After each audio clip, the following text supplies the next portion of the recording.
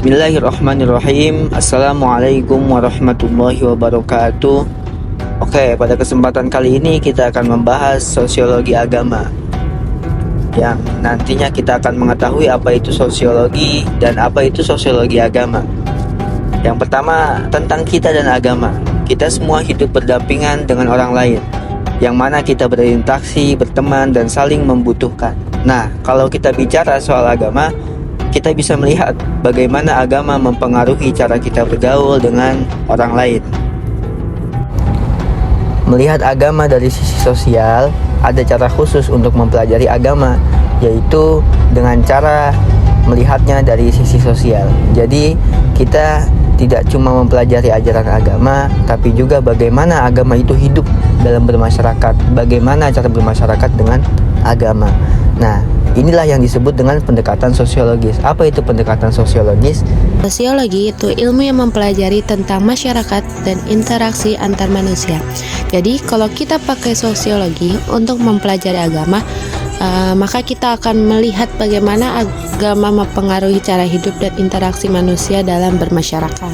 Agama dan pergaulan itu, meskipun kita mempunyai agama yang berbeda, akan tetapi kita tetap bisa bergaul dengan baik. Nah, agama ini juga mengajarkan kita untuk saling menghormati dan berbuat baik kepada sesama. Misalnya, kalau ada teman kita yang sedang sakit, nah pastikan kita akan membantu dan tidak akan membeda-bedakan yang sakit mana maupun yang agamanya mana. Nah, kita juga nggak akan tanya dulu agamanya apa. Semua agama mengajarkan kebaikan dan kedamaian. Misalnya, dalam Islam, kita diajarkan untuk berbuat baik kepada semua orang tanpa memandang agama lain. Artinya, kita harus hidup rukun dengan semua orang, termasuk orang yang berbeda agama. Indonesia merupakan negara yang kaya akan keberagaman dengan banyak suku, budaya, dan agama. Oleh karena itu, sudah seharusnya kita saling menghormati dan menghargai satu sama lain.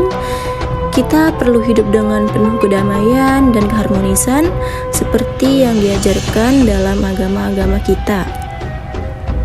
Semua agama tuh sebenarnya mengajarkan umatnya buat jadi manusia yang baik.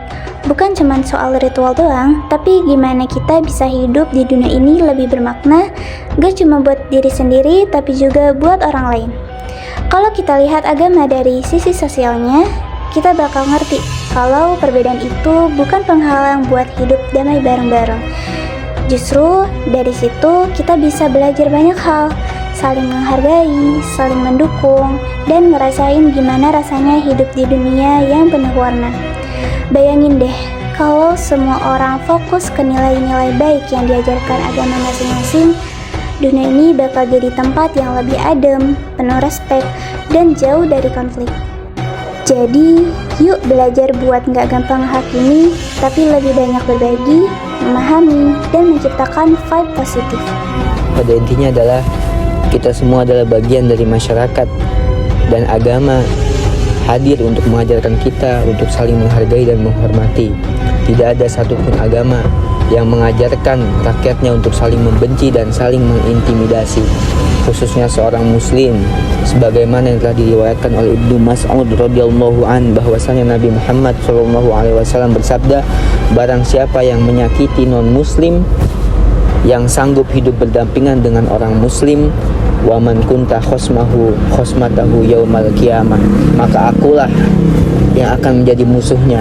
Dan barang siapa yang menjadi musuhku di dunia, kata Nabi, maka aku akan memusuhinya di hari kiamat nanti.